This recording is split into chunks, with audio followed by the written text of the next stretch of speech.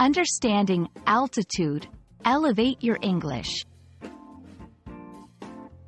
Hello, everyone. Welcome back to our channel, where we make English language learning easy and fun.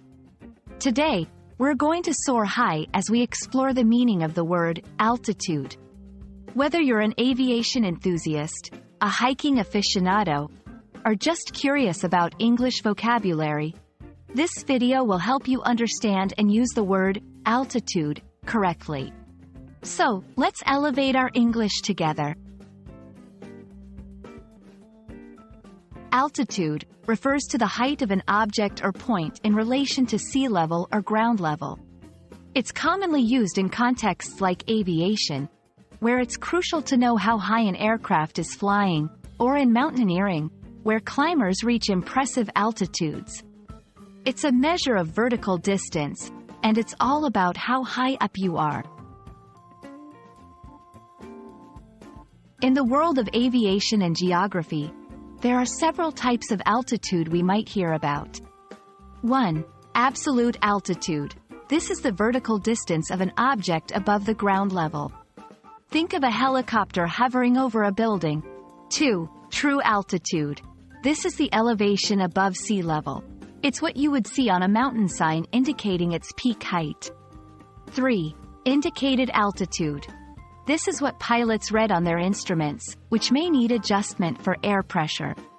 4. Density altitude. This one's a bit more complex. It's the altitude relative to the standard atmosphere conditions at which the air density would be equal to the air density at your current position. Understanding these differences is essential, especially for safety in aviation and climbing. Now, let's put altitude into action. Here are a few example sentences. The altitude of Mount Everest is so high that climbers need supplemental oxygen. When the plane reached cruising altitude, we were allowed to unbuckle our seat belts. The pilot announced that we were at an altitude of 35,000 feet.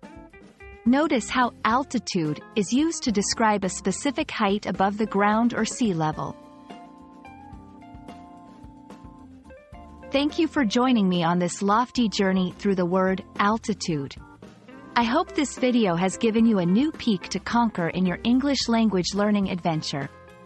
Remember, knowing words like altitude can really elevate your English conversations, especially when talking about heights and measurements.